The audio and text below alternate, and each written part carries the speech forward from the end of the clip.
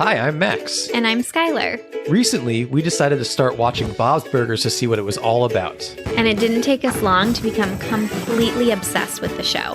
But one of the things we love the most about the show is the brilliant end credit sequences. Which is why we created this podcast. Each week, we're going episode by episode to talk about the elaborate end credits. We're excited to have you join us right here on Bob's Credits. We'll make sure that Bob's Burgers end credits get the credit they're due. All right! Welcome to the Hotel Chipperoo. Such a lovely place. Such a lovely pace. Did I say pace? Like the salsa? Oh, we were just talking about that salsa the other day. We don't. They're not a sponsor. I just didn't say face. Nothing could make Hotel California creepier than if it were a Chipperoo. You think the Chipperoo is creepy now? Yeah. I think it's neighborly. Oh, yeah. Chipperoo neighbor. Okay. I've said this a million times before, but Max is shy or quiet when it comes to socializing with other people. Anxious is probably the word. Anxious. Okay. Yeah. Anxious. Go on. How much would I have to pay you the next time we walk by one of our neighbors, because we always see our neighbors walking their dogs, for you to say Chipperoo with a little head tilt? I'll name your price. It doesn't even have to be money. I'd have to decide what my price is. I feel like I could do it, but it also depends on the neighbor. No, it can't really be like that, because then we have to wait till we see that neighbor. So it's just going to be any neighbor. If we see a neighbor, I've got to say it. Yeah. And I got to tilt my non-existent. I'll wear a cap. You don't have to do anything. Like a baseball cap. So what would you say? Would you just be like Chipperoo? Chipperoo neighbor. You would do that? I cannot see you doing that. I would not be thrilled about doing it, but if I was doing it for a bet, probably. Okay. Depends what I would win from that bet. Well, I will be here when you're ready to name your price. I'm less concerned about what the person will think of me and more concerned they can be like, oh, that guy's friendly. Let's chat every single time he's out and about. It's true. So I don't want to do that. But I also call your bluff. I think you would be nervous about doing it too. It also would have to be someone without a dog because we're walking Biscuit and I don't want to Chipperoo and then get caught in a conversation. It would have to be in passing. So it's I don't have time to think about what an idiot I sounded like. You heard it here first, folks. Max says Chipperoo is neighborly. And will he back that statement up? We'll have to see. Well, now you're going to make me do it, and now I'm going to. It's going to become. It's going to become outside of the podcast catchphrase, and it's going to spread coronavirus through the world. Well, hopefully, a lot less depressing. Yeah. But yes. All right. Let's see. I'll keep you updated, y'all. Should we move on from the Chipperoos because we've got some business to take care of here? We have many new patrons to thank for joining our Patreon. We are so excited. We are building such a little community over at Patreon. So let's get to thanking them. We could not be more thrilled that you're on board. Yeah, you get all the perks. You get our bonus episodes. You get the community on there. We have so many bonus episodes going up all the time. You get discounted merchandise, which is coming up soon, and we're very excited about that. But what you get right now on the show is you get your name burger punned by me and Skylar. So our first patron we have to thank is Emma Donnelly. Thank you, Emma. Moving forward, you will be now known as the M. Masala Donna Leaves of Lettuce Burger. Yum. Emma, we see all your comments. Loving them. You make me laugh. So glad to have you.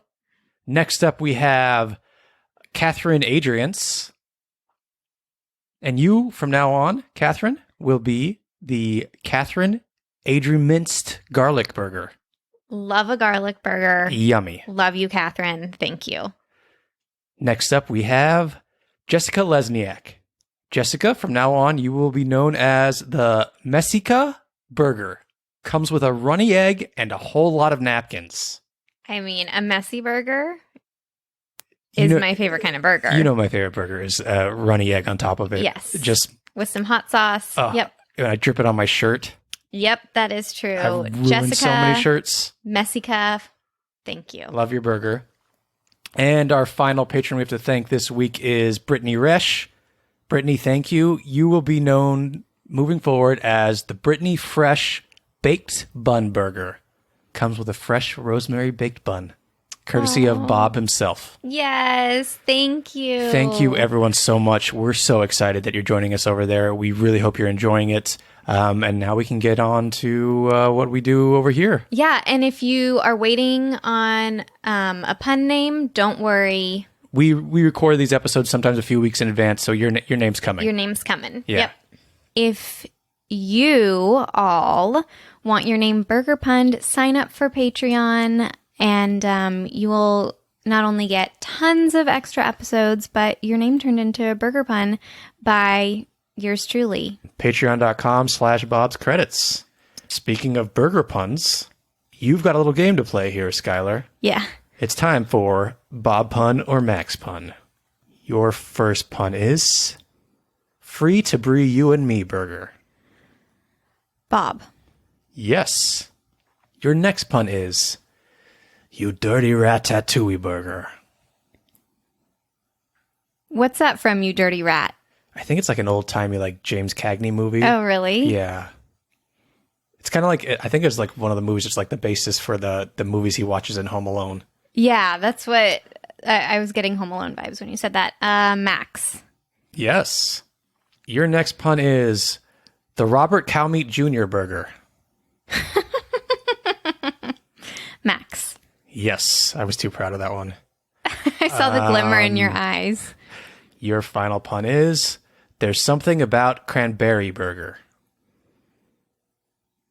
Max. Yes. Oh my God. Ding, ding, ding, She's confetti. done it. She's confetti, back. Confetti, confetti. She's That's confetti flying from the ceiling. Yeah. Did you get that? I assumed if you were screaming confetti, confetti, confetti that you're yeah, I got it. Okay. I hope everyone at home got that. Oh, I want a prize. I'll shoot you with confetti. Okay. You know what? Your prize is that you get to say chip chip or to our neighbor. No. Actually, How much would I have to pay you to do that? like I would want like a foot rub while we watch something I picked on TV, just like Linda does in this episode. Should we get to this episode? I think we should. That's a great segue, Skylar. You are a professional podcaster. Welcome. Yep. Let's get into this episode, Skylar. Can we have the title and synopsis for season 5, episode 13, please? All right. The title is The Gayle Tales. The kids are grounded for an undisclosed reason. So when Gayle shows up crying because her Yarnaville date Stacy canceled on her, the kids compete for the extra ticket with Gayle-themed essays. Gene takes us to Nashville with his Dolly Parton-esque story, while Tina parodies Jane Austen. Yes, of course there's butt dancing. And Louise, Game of Thrones. The story that made us laugh the most, though, the real reason the kids are grounded. This episode came out on March 1st, 2015. It was written by Lizzie Molyneux and Wendy Molyneux and directed by Ian Hamilton. The Molyneux sisters are back at it. This is their second kind of trilogy episode. The storytelling. Do they write all of them? I don't know. I don't think they write all of them, but they have done a few. This is their second. I read that they do write most of them. Really? Okay. We'll have to keep track of that. Because this is the second one they've done since the Fraun Files. And season 4, episode 12. I'm pretty positive they did the latest one, which was Diary of a Poopy Kid. I think you're right. Or Diarrhea of a Poopy Kid. I think you're right about that. The Thanksgiving episode. Yeah. Thoughts on this episode? Gayle-centric. In my description, I almost wanted to call it like the iconic episode. I feel like it's a really good episode.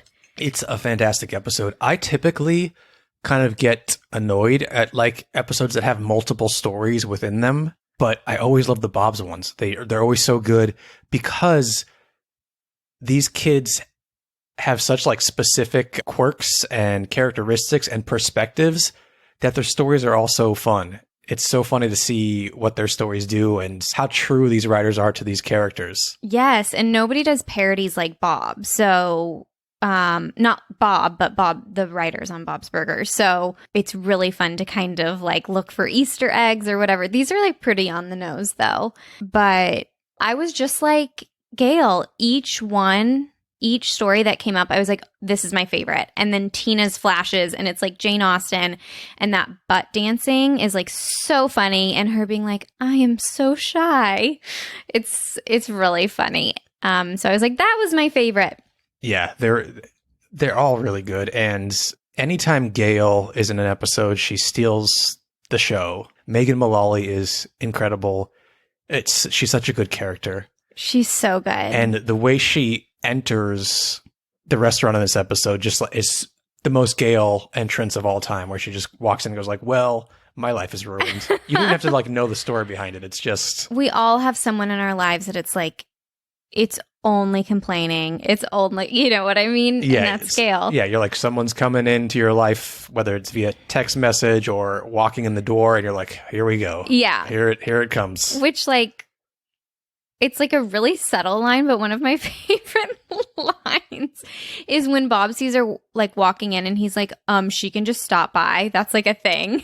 I was like, right? Like, that shouldn't be a thing. Exactly. Which is like the most annoying trope on TV shows and movies for me is that people just show up without texting or calling to have a scene together. And obviously you do that so you can have a scene together. Yes. But it's ridiculous. It's so much like we've been watching the latest season of Ozark. Yeah. And everyone just drives over to talk to each other. There's no like...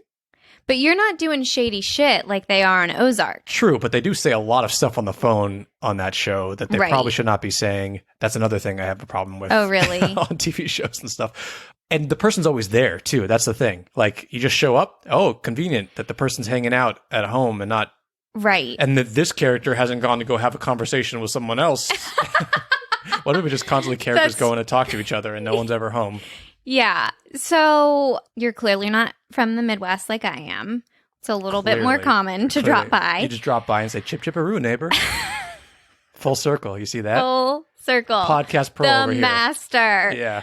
My problem with the drop by is my anxiety level is that I look like shit most of the time. I disagree wholeheartedly with that. Thank you. I shouldn't say that. I probably don't have a bra on, which is like, you know, fine, but I'm probably I could be still in my pajamas. Our neighbor dropped by, who I adore, so she can drop by anytime, and Biscuit adores her.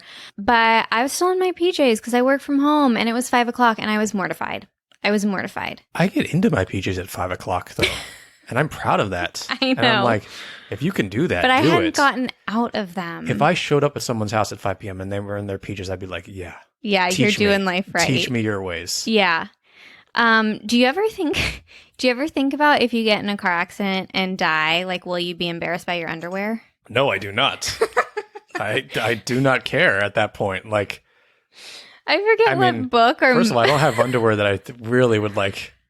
I'm not wearing like holy underwear. Okay. Or like, I don't know. I think about that. Like I was like, I went leopard print that day. Or like...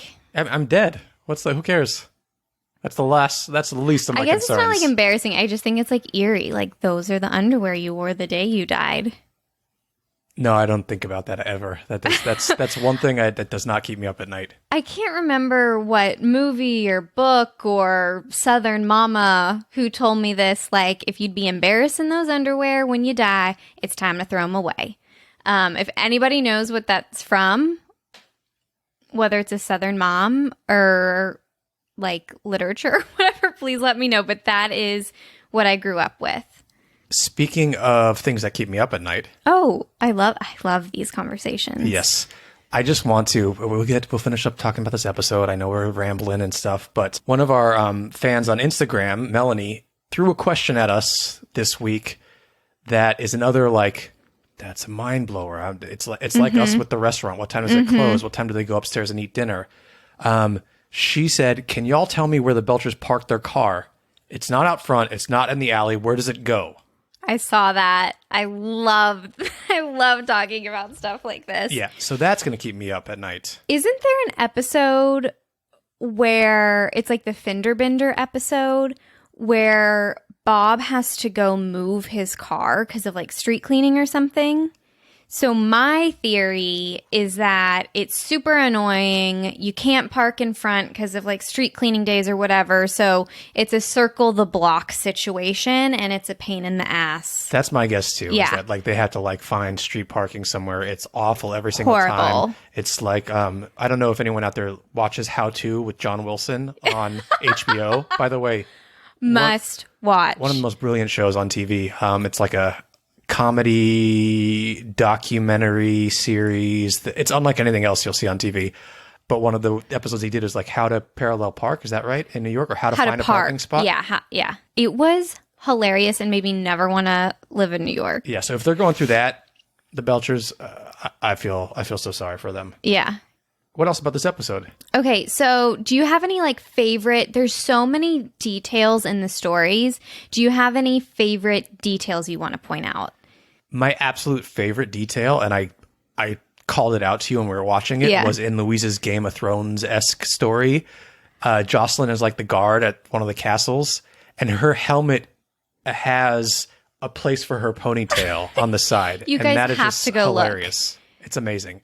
We'll post it. We'll screen post grab it in our roundup. Post it. It's up there right now. Just a reminder for everyone, all the visuals, including a screenshot of the end credits, will be posted before you listen, so you can pull it up and look as you listen. Over on our Instagram, Bob's Credits. Thank Follow you. us over there, just so you're getting all this information. It's so funny. Oh man, I wish I had.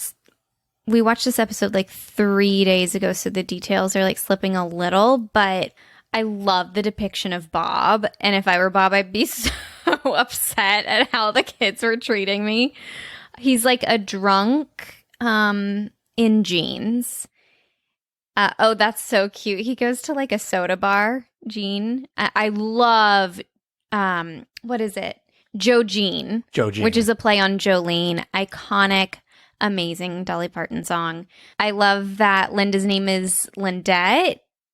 Kind of gives me like Loretta Lynn vibes. Sure.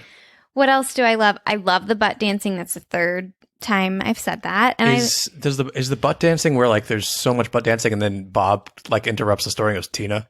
Or did I make that up? I think he does. I hope that happens. But she keeps doing it. Yeah. And I also love that they portray Linda as like such a villain in each of them because they're mad at her for grounding them. So funny. good. Yeah, it's great. Want some fun facts? Yes. Okay. So this will be up on our Instagram right now. The script cover has pictures of Jean, Louise, and Tina all dressed as the characters from their own stories in like 3 shots. And then underneath it, it has Gayle riding Mr. Business, kind of like Atreyu rides Falcor in the Neverending Story. Oh, great. Yeah, that's funny. That's hysterical.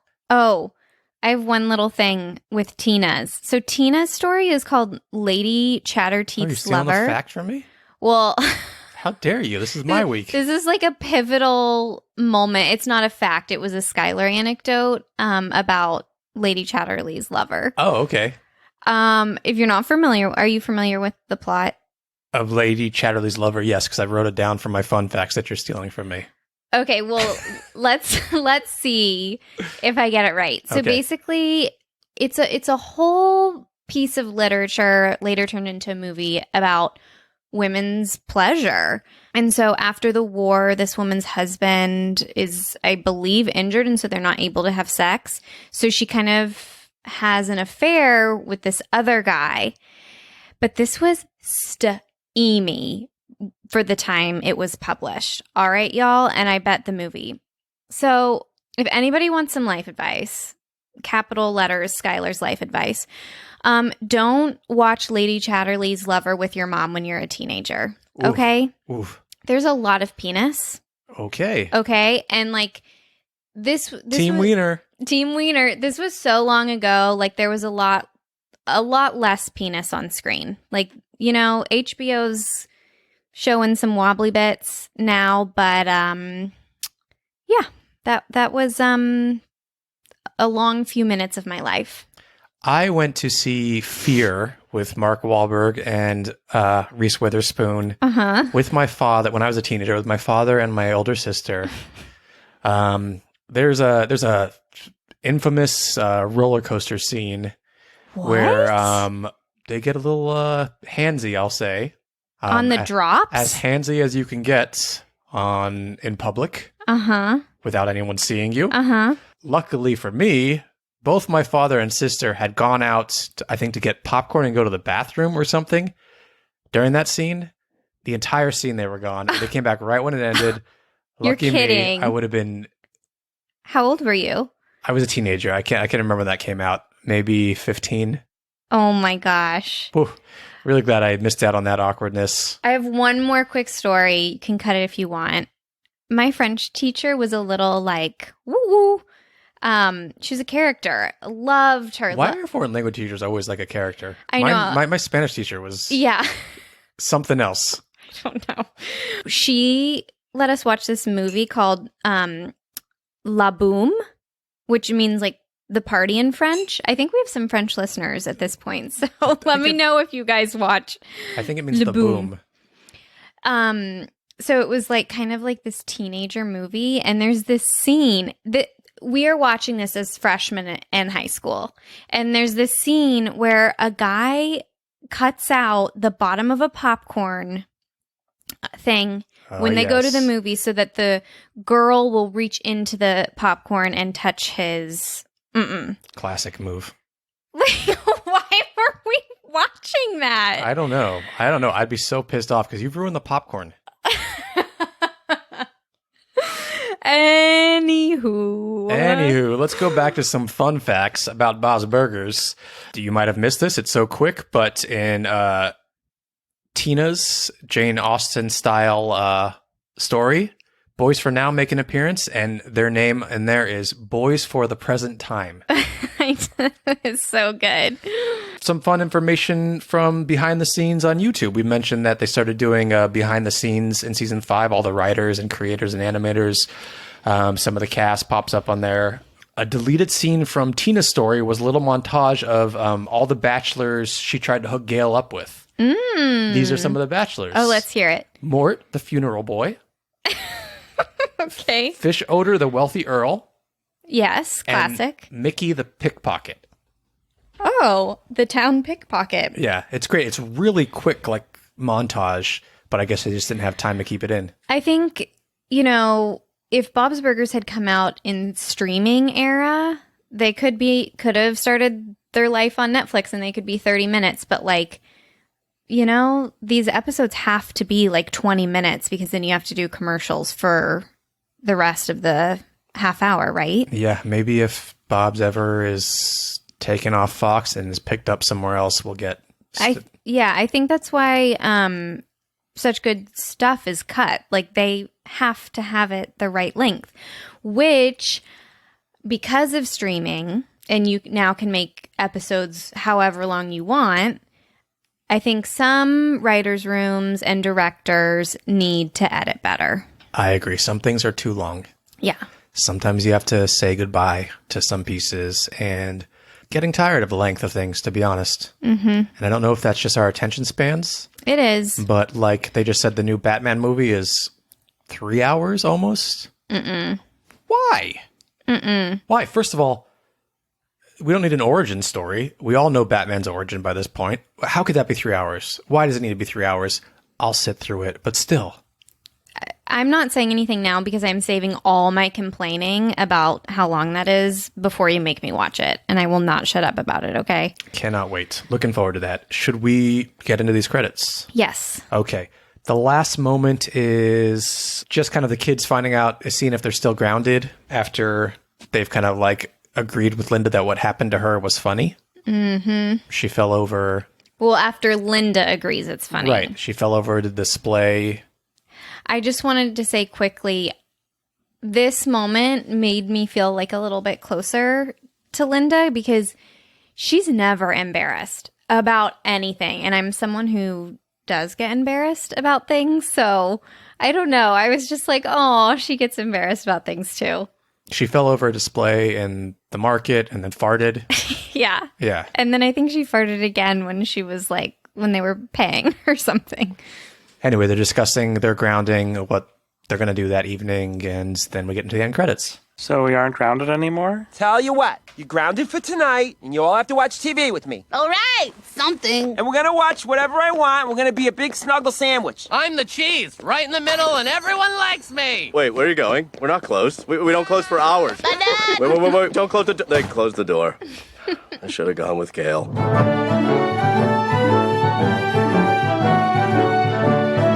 Love this family walking out on Bob, even though they're not closed. I love the warm moment that they're going to go snuggle sandwich. And then what happens as we get into the end credits? All right. We get the classic kitchen scene with, I would say, Jane Austen music playing over it. Yes, it is the dance they do in Tina's story, the Heiny Liney.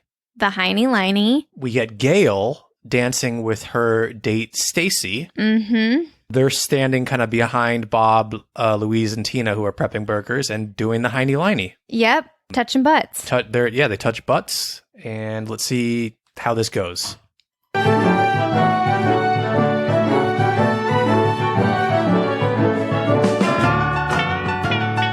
Okay, so we get a switch. Well, first of all, the Heiny Liney is kind of like a couple like chicken wing flaps with both elbows. There's a lot of bobbing. Yeah. Then some like hand to hand touching and turning. Circling. Yes. And then the like butt touches, the butt taps. Yeah. So we get this version slowly changes into Gene's country music honky tonk version. I love the piano. Someone's tickling that piano. Linda has walked by the window, even though the burger has been placed there. That's out of the ordinary. Okay. Where's she going? Who knows? And then we start to hear like the Game of Thrones version of the Heiny Liney. Yeah.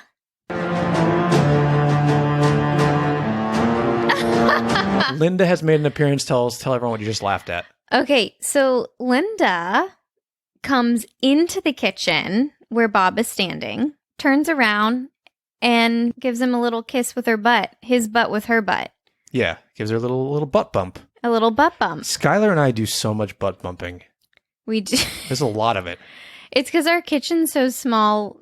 So instead of getting mad at each other that we're in each other's way, I think it's evolved into the butt dance. Yeah, it's a fun dance to do. If you've got someone to bump butts with, do it.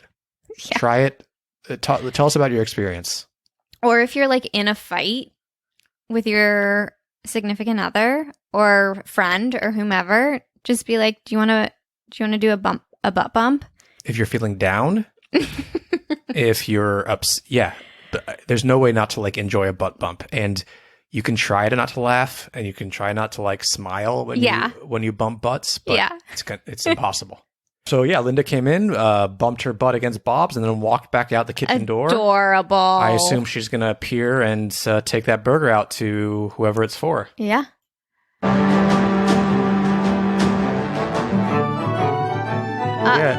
There we go. And then we get a switch back to the original music as Gene makes his appearance in his burger costume, walking from the right of the screen to the left. So good. And Gayle and Stacy are dancing the Heiny Liney the entire time. I love these credits. I love them. Highlights, lowlights. I don't know that I have a lowlight for these. I don't think I do either. The highlight is definitely Linda being like, I got to get in on this. It's the touch these credits need, I think. Yes. Because you get it. I don't want to spoil my score. Mm-hmm. It's going to be a very good score. Mm-hmm. You can probably guess it at this point. But if it was just Gayle and Stacy doing the Heiny Liney, it would be a little bit lower. Yeah. That little touch of Linda walking across the window and then coming into the kitchen to hit her butt against Bob's butt. It's so good. Chef's kiss. Chef Bob's kiss. It also, let's talk about kind of the thinking behind these credits. So Linda coming back and doing the butt bump acknowledges that they're really there in the kitchen. So I like to think that they're back from Yarnival. Bob's like, oh God, here she is again. And she's like, Tina, teach us, what's it called? The Heiny Liney. Mm-hmm. And so Tina's taught them the Heiny Liney and they like won't leave. They're just dancing in the kitchen. And Bob's like, are you kidding? Oh God. Oh, God. Oh God. That's Lynn. my take. Yeah, I agree. No, I think that's great. Yeah. I wish the kids had been able to wear their outfits, but Oh, that would Those- be a lot going on, though. yeah, it might be too much. You're right. So I take that back. I like that Jean doesn't acknowledge them because Jean's like this is normal. His aunt is doing something weird. I oddly love, like, I know Gayle wears her fanny pack all the time. This isn't new. This isn't a surprise, but it's really funny watching her dance while wearing that fanny pack for some reason. And I love how they worked the fanny pack into the story.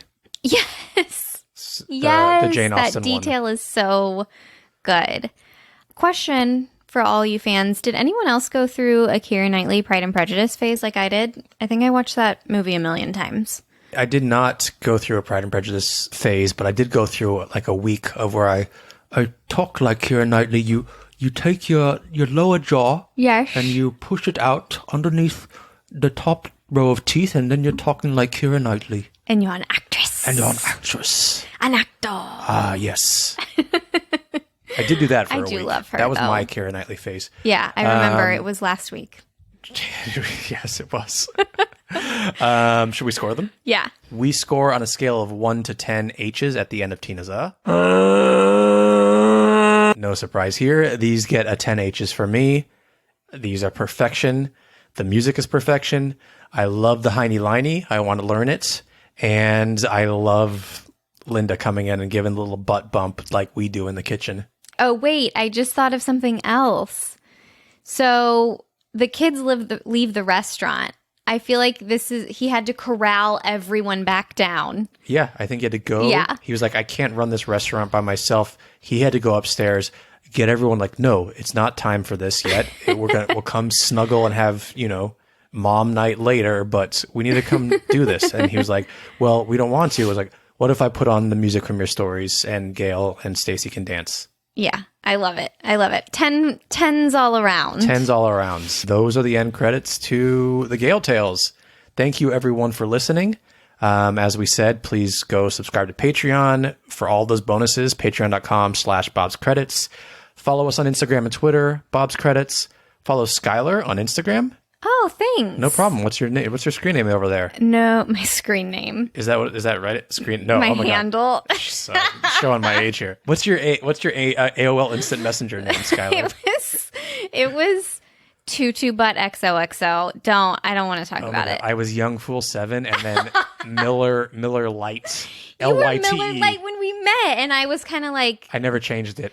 yeah. So he was Miller Lite when we met, and I was like, he's like a grown man. He's Yeah. like way older than me. This is so weird. I changed my name in college to Miller Light. I thought it was the coolest thing because my name's Miller, and yeah, it stuck and never went away, and that's very embarrassing. And I'm glad screen names aren't around still.